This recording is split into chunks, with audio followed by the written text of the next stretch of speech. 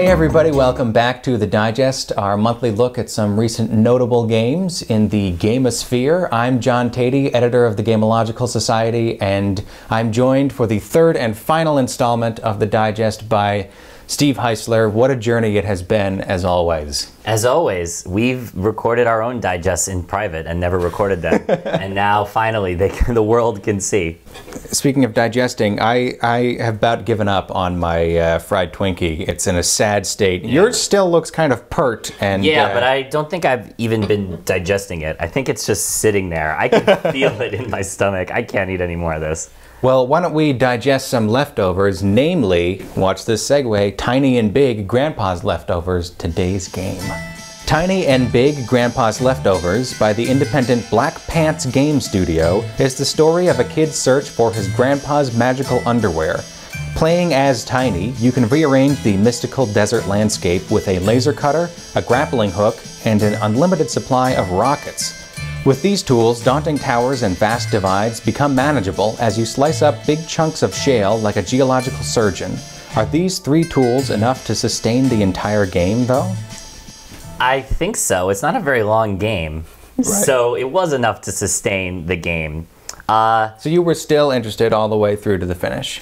It was hard to be interested at the beginning of the game, because when you start out, you get all three of the tools at once, and the first level is extremely short. The second level, which is actually probably the first real level, besides just collecting your tools, is you climbing through this tower and sort of going to the top, and there's really not much you have to do with the tools. I think I remember using the rocket to just push things out of the way 99% of the time. This is so interesting for me to hear, because I almost never use the rocket, and I was going to say to you, you could go through this game never not using the rocket once. Because I tended to slice things with slice a rock in half with my laser, and then pull off the top part, and then use what was left as a ramp to get up to the next part. Well, I definitely did that, because you can either pull down a big pillar that you need to use as a bridge using the grappling hook, or you can push it down from the other side using the rocket. Those are both kind of interchangeable. So I felt like it was okay to just have three. You seem to think that it was. It's not that I wanted more tools, and I like the idea of a game in which the terrain is sort of at your command and you have these very simple tools with which to navigate it. And you know, a lot of times critics will, especially games critics, will say it's a great idea, it's just not that great execution.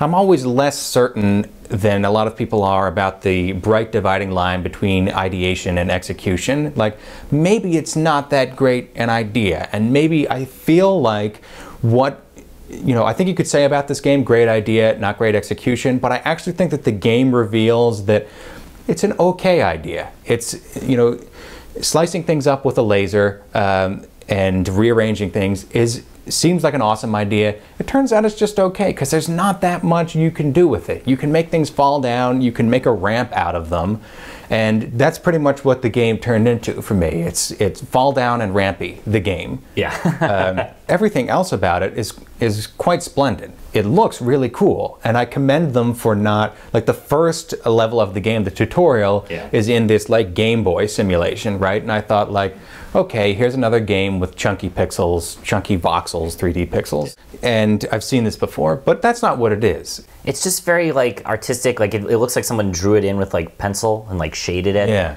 And then kind of colored it in. It has a hand-drawn style, but not sloppy, right? Right, exactly. It's in it, and it feels like the world is bigger than you actually see. When you're climbing up this tower, you look out and you can sort of see the rest of the desert. It feels like there's more of a mythology than it might actually let on. And the soundtrack's really good. Indie bands. And you can sort of skip around. Like, some of the tracks are really kind of motivating and kind of cool. And some of the tracks have like a Latin feel, and then some of the tracks are really slow, like jazz kind of songs. And it's nice that you can sort of customize it and play as whatever you want, really. Do you usually listen to the game soundtrack, or, because we have this feature on the site, alternate soundtrack, where like maybe you put your CD player, I can't believe I just said CD player. Maybe you meant Betamax.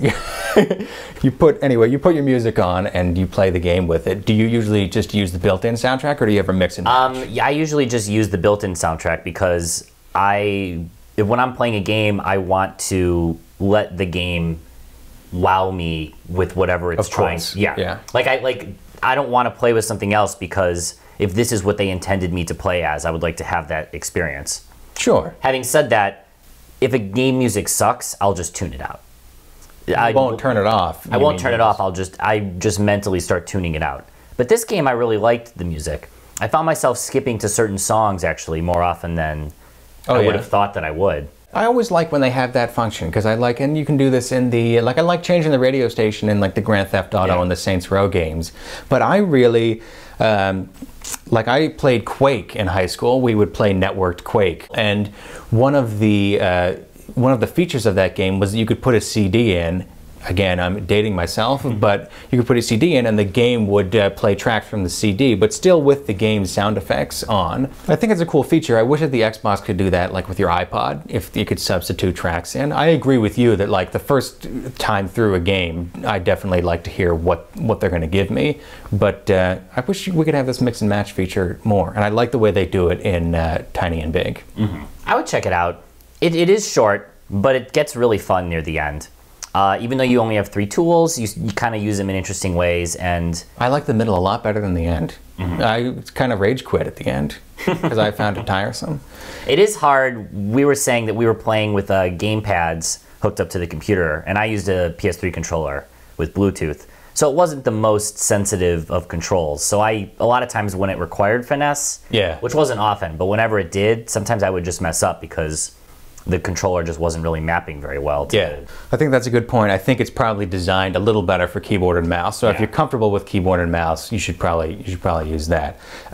Well, thanks for using your keyboard and mouse to watch the digest this month, and thank you, Steve, for joining me. Yeah, it's been you're great welcome. having you. I'm going to be feeling this for months, so thank you. Yeah, those will give you some memories to remember this experience by. Anyway, thank you for watching. We'll be back next month with more of the digest, and keep reading gameological.com. Every day, I demand it. So long.